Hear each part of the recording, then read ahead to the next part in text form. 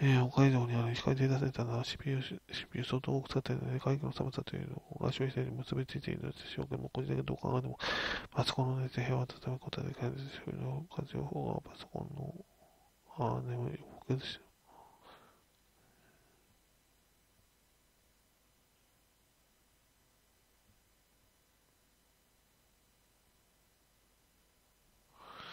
冒険としてしまわないんで、550の20時間の CPU100% で WCI 対応できる大体